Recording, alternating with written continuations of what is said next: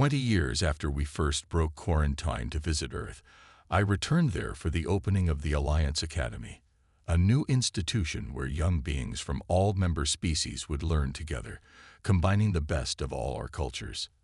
As I watched human children playing alongside the offspring of species they had helped save, I reflected on the strange journey that had brought us here. We had turned to humans out of desperation, expecting them to save us through violence and cunning. They had done so, but they had given us something unexpected in the process, a new perspective, the ability to see beyond our comfortable patterns and recognize both the strengths and weaknesses of our civilization. Dr. Rice, now Earth's representative to the Alliance Council, found me observing the children, having second thoughts.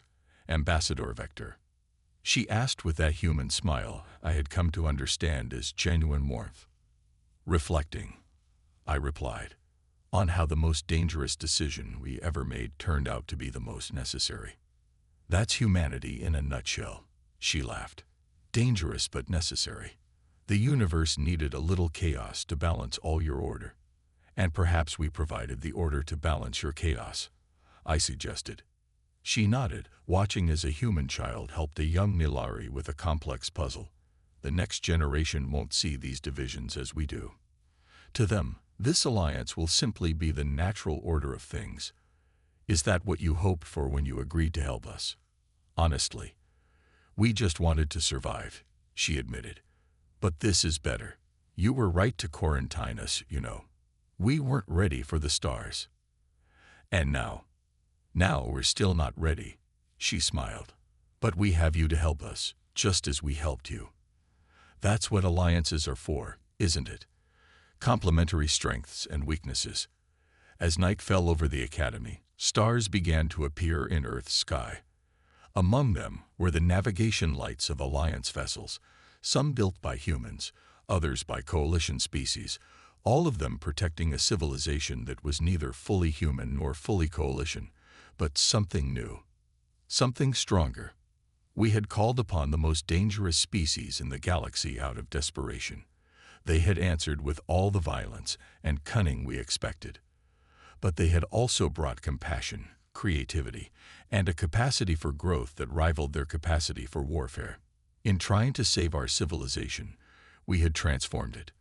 But perhaps that transformation had always been inevitable and necessary for our mutual survival in a universe more complex and dangerous than either of us had imagined alone. They want to surrender, General Williams corrected grimly. They're afraid. The communication, once decoded, confirmed his assessment. For the first time in recorded history, the Void Hegemony was offering terms. They would retreat beyond the galactic rim, never to return, in exchange for an end to hostilities. The Coalition Council was inclined to accept immediately, a clean victory without further bloodshed. But the human delegation was suspicious. This isn't a surrender, Colonel Chen insisted. It's a tactical retreat. They'll rebuild, adapt, and return when we've lowered our guard. We can't know that, I argued. This could be genuine. The Void has never communicated before.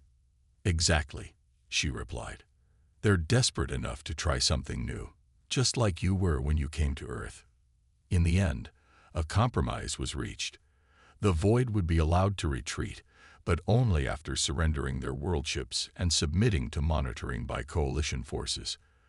Additionally, a buffer zone would be established at the galaxy's edge, patrolled by joint coalition human fleets. To everyone's surprise, the Void accepted these terms. Whether out of genuine defeat or as part of some longer strategy, they complied with all conditions. The war, it seemed, was over. The celebration throughout coalition space was unprecedented. Worlds that had been prepared for evacuation or destruction now erupted in festivals of relief and joy. The humans were hailed as saviors, their representatives honored on every coalition world. But beneath the celebration ran currents of unease. Coalition species that had lived together in harmony for millennia now viewed each other with new wariness. Military considerations dominated council meetings that had once focused on cultural exchange and scientific advancement. And the humans were everywhere. Earth ships now patrolled coalition trade routes. Human advisors sat on previously closed council committees. Their culture, their music, their art, their fashion spread through coalition society like wildfire. 6 months after the Void's surrender, Admiral Zelker requested my presence at his private residence on the coalition capital world. I found him overlooking the city, where human-style buildings now dotted the previously uniform skyline. "We've survived the Void," he said without preamble. "Now we face a different challenge. Integration with humanity." I guessed. "Assimilation by humanity," he corrected. "Look around you, Commander. Our civilization is changing. Rapidly, fundamentally. We invited a predator species into our midst, and now we're adapting to them, rather than them adapting to us." "Is that necessarily bad?" I asked. "The humans saved us." "At what cost?" "We now have weapons that could destroy stars. Our children play war games instead of cooperation puzzles. We've militarized a society that prided itself on diplomacy for 10,000 years." I couldn't deny his observations, yet I found myself defending the humans nonetheless. We asked them to save us their way, not ours. We can't resent them for doing exactly what we requested. The Admiral sighed, a sound of deep weariness. "No, we can't. But we can be clear-eyed about what follows. Humanity won't retreat back to Earth and leave the stars to us. They've tasted the galaxy, and they want more." He was right, of course. Earth had already applied for 7 new colony worlds and was rapidly expanding its fleet. Human corporations were establishing footholds in coalition markets. Their population growth projections indicated they would outnumber several founding coalition species within a century. "What do you propose?" I asked. "Balance," he said. "Not resistance, not capitulation, but thoughtful integration. We need to preserve what made the coalition valuable while adapting to this new reality. And we need to help humanity understand that their greatest strength, their unpredictable, aggressive innovation, needs tempering with our values of cooperation and long-term thinking." In the years that followed, that balance became my life's work. As the first appointed ambassador to Earth, I worked to build bridges between human ambition and coalition wisdom. It wasn't easy. Many coalition species wanted to reinstate the quarantine now that the Void threat had passed. Many humans felt they deserved special status as the civilization's saviors. The new coalition, now formally renamed the Interstellar Alliance to acknowledge humanity's equal standing, was a more complicated entity than its predecessor. Where the old coalition valued consensus above all, the Alliance embraced productive disagreement. Where coalition technology had emphasized safety and sustainability, Alliance innovations balanced those concerns with effectiveness and adaptability. A new order. The Centauri campaign marked a turning point in the war, not just strategically, but psychologically. For the first time, we pursued the Void rather than merely defending against them. Under human direction, our forces had transformed from a reactionary defense network into a proactive fighting force. The changes were everywhere. Coalition vessels now moved in unpredictable patterns the human tacticians called drunk walking. Random course changes and speed variations that made our movements impossible to predict. Our communication systems operated on rotating frequencies using human encryption methods. Even our crew rotations followed irregular schedules designed by human psychological warfare experts. "Uncertainty is a weapon," Colonel Chen explained during a strategy briefing. "The Void evolved to predict patterns. We're giving them noise instead of signal." The human modifications to our technology continued to shock and impress. They had reconfigured our primary energy weapons to fire at varying intensities rather than consistent output, like a boxer who doesn't telegraph his punches, as Lieutenant Kowalski put it. Our defensive shields now pulsed randomly rather than maintaining steady coverage, making them harder to penetrate by precisely timed attacks. But it was their psychological warfare that proved most disturbing. "The Void is a collective consciousness," Dr. Katri explained as she unveiled her latest project. "They share information instantaneously across their network. We can use that against them. Her team had developed what they called traumatic feedback devices, weapons that, when detonated inside a void vessel, broadcast intense pain signals across the void's neural network. The first deployment of these devices during the Battle of Proxima Centauri resulted in something we had never witnessed before: void ships retreating in disarray, their movements erratic and uncoordinated.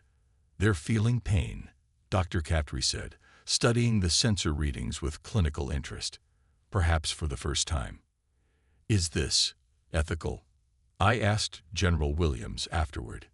He looked at me with genuine surprise. "They've consumed 17 of your worlds, Commander. Trillions of lives. And you're concerned about their pain." "Not their pain specifically," I clarified. "What this represents, we're not just fighting them anymore. We're torturing them." "Yes," he said simply. "That's the point. Conventional warfare against the void failed, so we're trying unconventional warfare. Pain, fear, confusion.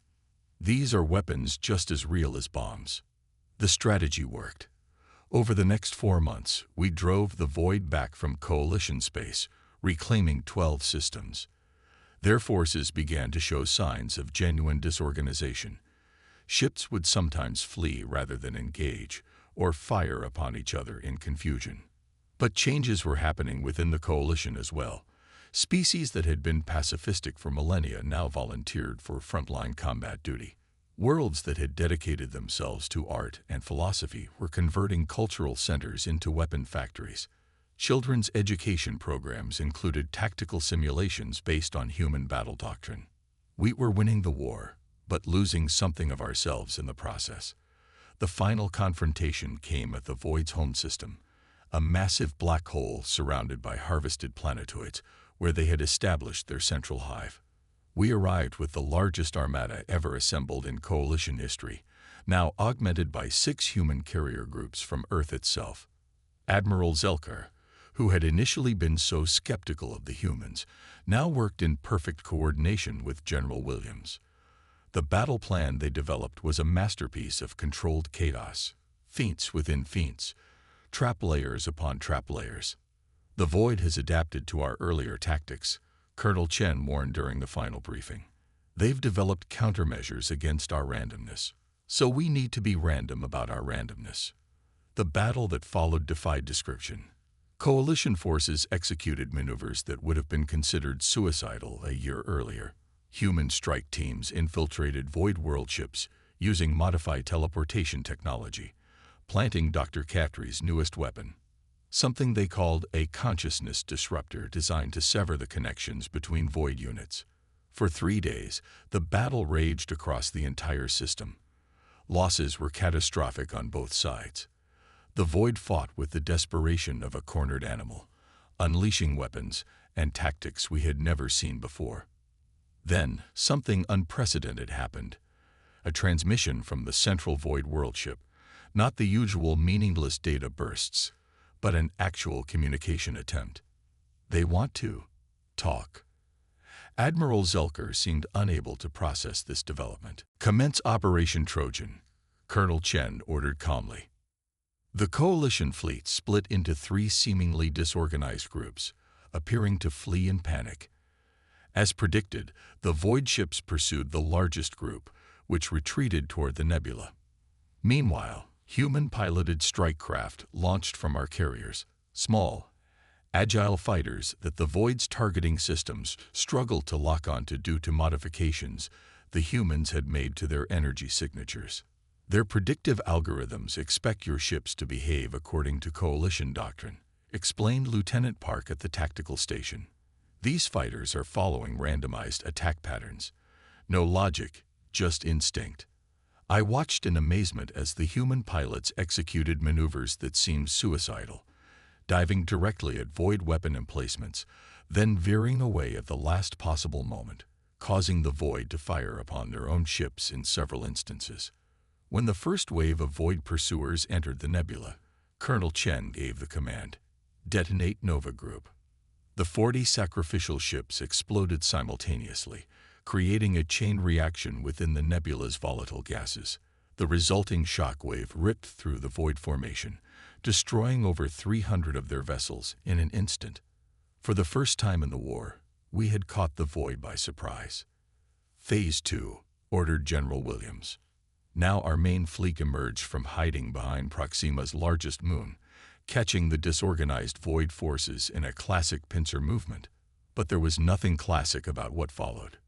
Human gunners targeted previously ignored sections of void anatomy, not their obvious weapon pods or propulsion systems, but seemingly random areas of their hulls that human analysts had identified as potential nerve clusters.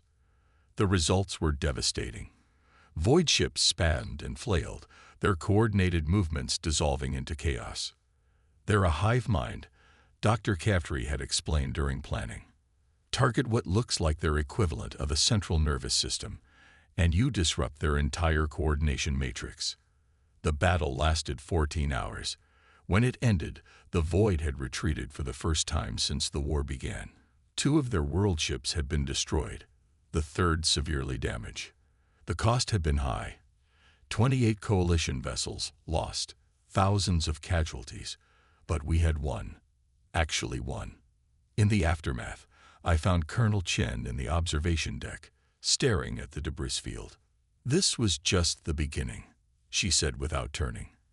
"The Void will adapt." "As will we," I replied. She turned to me then, her expression grim. "You don't understand, Commander.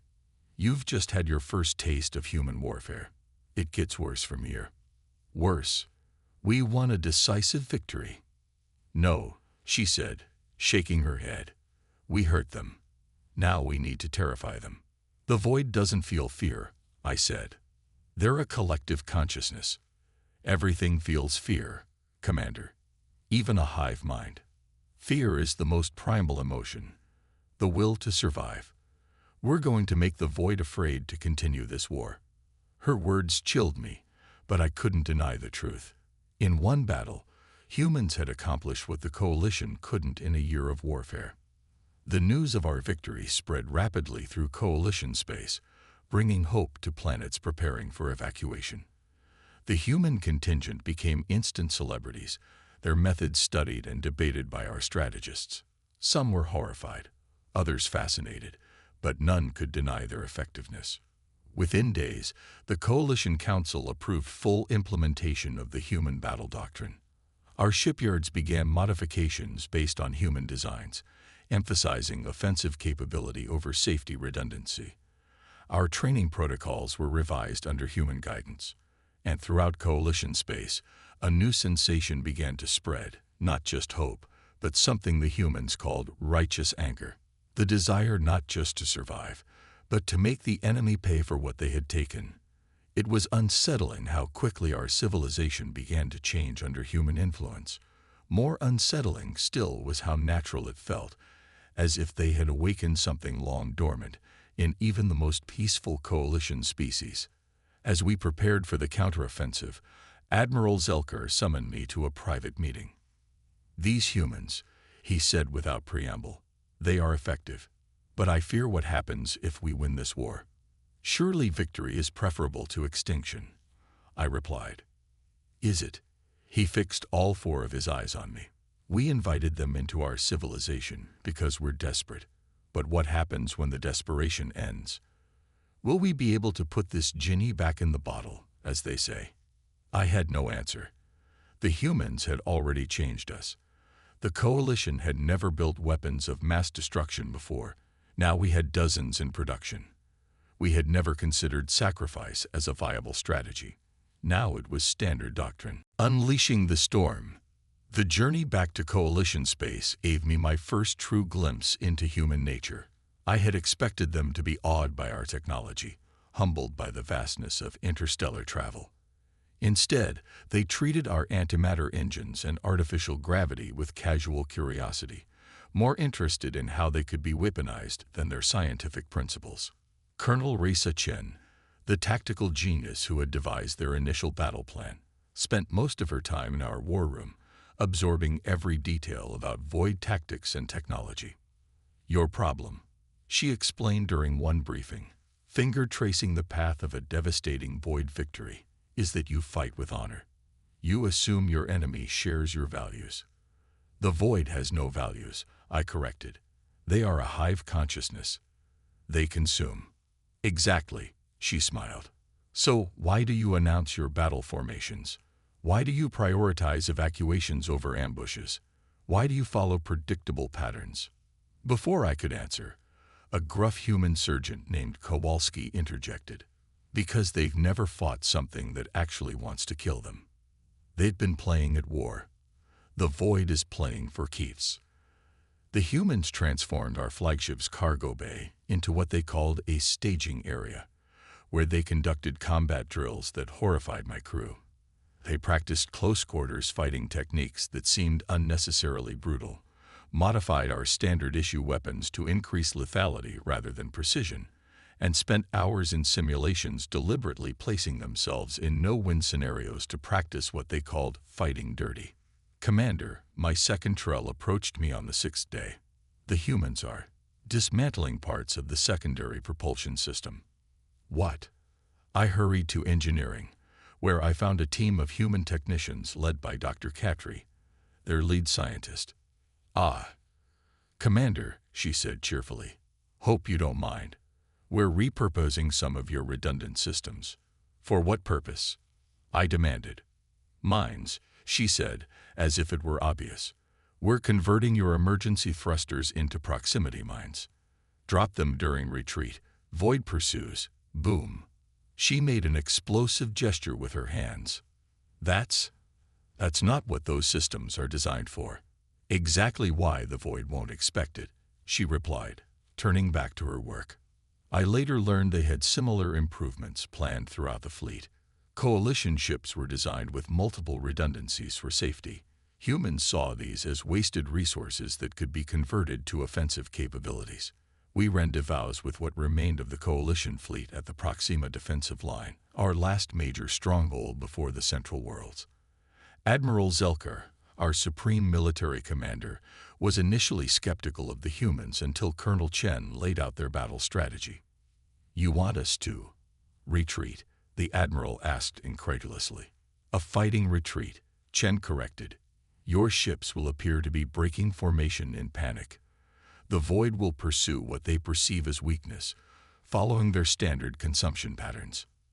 She pointed to a nearby nebula on the star chart. Here, we spring the trap. We've modified 40 of your ships with what we call nova bombs, essentially turning the vessels themselves into massive explosives. The nebula's radiation will mask their signatures until it's too late. You're suggesting we sacrifice 40 ships and their crews. Admiral Zelkar's voice sacs pulsed with outrage. No crew, General Williams interjected. Drone pilots will guide the ships remotely. Your people aren't expendable. Your ships, however. The planning continued for days, with the humans making modifications and suggestions that grew increasingly audacious.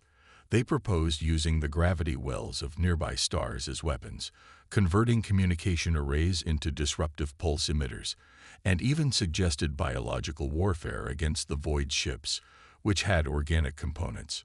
Throughout it all, I observed the growing tension between Coalition Command and the humans.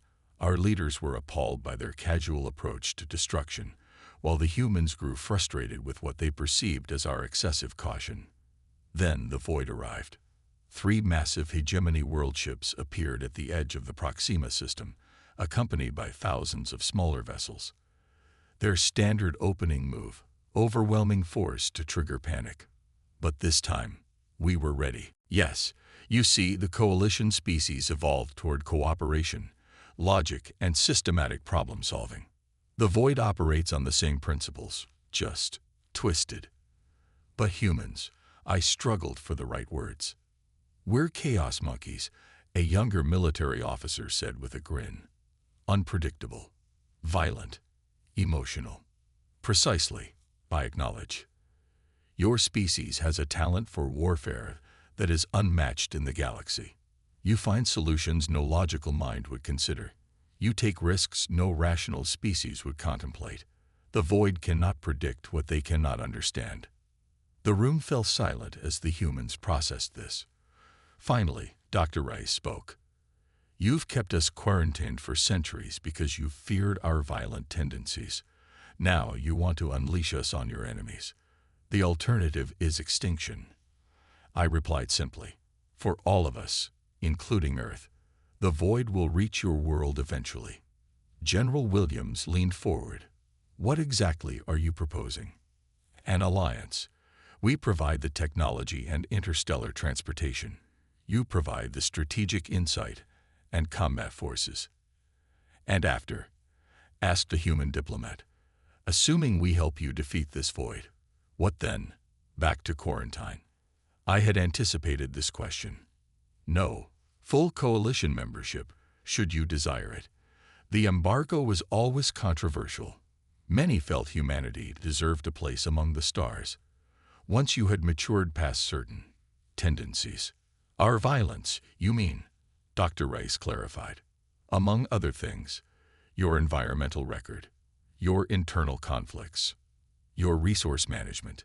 The humans exchanged glances, some amused, others offended. "Let me understand this correctly," General Williams said. "You want us to help you precisely because of the traits you've condemned us for?" "Yes." The general smiled. It wasn't friendly. "Then I suggest you get comfortable, Commander. We have much to discuss about terms." The negotiations lasted for 3 Earth rotations. I watched in fascination as humans argued, disagreed, presented options, and found compromise with a speed that was dizzying. Their internal politics were chaotic but effective. Democracy in its rawest form. While diplomats negotiated, their military leaders reviewed all our data on the void. Their questions were insightful, their suggestions increasingly alarming. They requested information about void biology, psychology, and cultural structures that we had never even considered relevant to warfare. On the 3rd day, they presented their initial strategic assessment. "Your coalition fights like you're playing chess," explained Colonel Chen, their lead tactician. "Logical moves and countermoves. The problem is, the void is playing the same game with better pieces." She gestured to a tactical display they'd created. "We need to stop playing chess and start playing poker. Bluffs, misdirection, calculated risks, and when necessary, flip the damn table," finished General Williams. "We've developed an initial battle plan that we believe will confuse the void's predictive algorithms." Their plan was disturbing. It involved sacrificial maneuvers, weapons we had never considered, and tactical choices that seemed suicidal at first glance. But as they explained their reasoning, I began to see the brilliance behind the madness. "We'll need to adapt your ship designs," Dr. Rice added. "Your vessels are built for efficiency and logic. They need unpredictability built into their very structure." By the end of the week, the Earth Defense Council had agreed to our alliance with 3 core conditions: full technological exchange, military autonomy within the Joint Command, and guaranteed coalition membership regardless of the outcome. As we prepared to depart with the first human military delegation, 50 of their finest strategists and soldiers, Dr. Rice approached me privately. "Commander, there's something you should understand about humans," she said quietly. "We are everything you fear: violent, emotional, unpredictable. But those same traits make us fiercely protective of those we consider our own. The moment you formed this alliance, humanity adopted your people as our own. Is that supposed to be reassuring?" I asked honestly. "No," she replied with that unsettling smile. "It's supposed to be terrifying. The difference is, now that terror works for you rather than against you." As our ships broke Earth's atmosphere with the first human contingent aboard, I received word that 3 more coalition core worlds had fallen to the void. The situation was even more desperate than when we'd arrived. Yet, for the first time since the war began, I felt something new. Not hope exactly. Something darker but equally powerful. I looked at the humans now integrated into our crew, their eyes bright with anticipation of the coming conflict, and recognized the emotion. Anticipation. The galaxy was about to change forever, one way or another. The desperate alliance. The irony was not lost on me as our diplomatic vessel, approached the quarantined blue-green planet. For centuries, the Galactic Coalition had maintained a strict embargo on this world, designating it as too dangerous for contact. Now, we were breaking our own sacred protocols out of desperation. I am Commander Vector of the Nilari, Chief Diplomatic Officer of the Coalition's Fourth Fleet, or what remains of it. As I gazed at Earth through our view screen, I felt a shiver through all 6 of my appendages. The void hegemony had destroyed 17 of our core worlds in less than a solar cycle. Our finest technologies, our most brilliant tactical minds, our united forces of 93 spacefaring species, all had failed to stop their advance. "Commander, we're being scanned," reported my second, Trell. His voice sacs pulsed with anxiety. "Primitive signals, but surprisingly thorough." "Let them scan," I replied. "We want them to see us coming." "Sir," said xenobiologist Merrill, her crystalline features reflecting the blue light of Earth. "Are we certain about this? All historical simulations suggest humans are unpredictable at best." "Unpredictable is exactly what we need," I said quietly. "The void anticipates every logical move we make. Perhaps illogical is our only remaining option." Our ship pierced Earth's atmosphere, following the coordinates we'd intercepted from their primitive communications network, a place called Nevada. We'd chosen to land directly at a military installation their governments thought was secret. A show of knowledge and force might be necessary for these primitives to take us seriously. As we descended, a rush of incoming aircraft surrounded us. Primitive machines burning chemical fuels, armed with basic kinetic weapons. Quaint, but the determination in their formations was impressive. "They're hailing us on multiple frequencies," Trell announced. "Respond with the universal greeting package. Add that we request immediate audience with their global leadership. Emphasize the urgency." Minutes later, we stood on Earth soil, the first Coalition representatives to do so officially. The air was thinner than I was accustomed to, rich with nitrogen and oxygen. Around us, human soldiers formed a perimeter, their weapons trained on us despite their leaders' diplomatic words.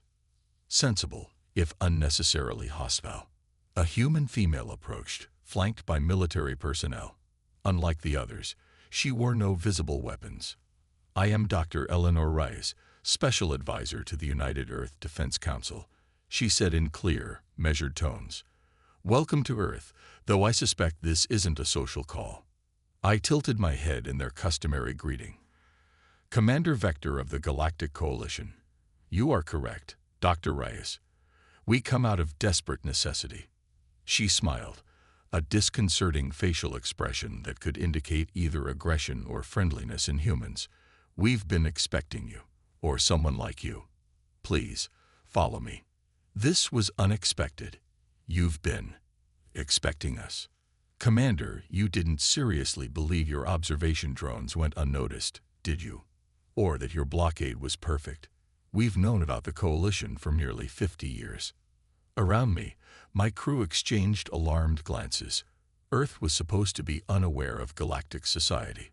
This changed everything, and explained why they weren't panicking at first contact. We were led into an underground facility, where representatives from various Earth nations awaited. Their military leaders studied us with calculating eyes, while scientists barely contained their excitement. "Let me be direct," said a gray-haired human male who introduced himself as General Williams. "Your coalition is losing a war. Badly. You've come to Earth not for our technology, which you consider primitive, but for something else. I'm curious what the mighty coalition thinks we backward humans can offer." His forthrightness was startling but refreshing. "The void hegemony has conquered half the known galaxy in less than a cycle, less than one of your Earth years," I explained. "They anticipate our every move, counter our every strategy. They're consuming entire worlds, converting all biomass into their forces." I activated a holographic display showing the void ships, massive midnight black vessels that seemed to absorb light rather than reflect it. The recording showed their devastating attacks on Coalition worlds, The strange tendrils that extended from their ships to literally drain planets of life. We fought them with logic, with our most advanced technologies, with overwhelming numbers. Nothing works. I paused, knowing how the next words would sound. But there is one variable they haven't encountered. Humans, Dr. Rice said softly.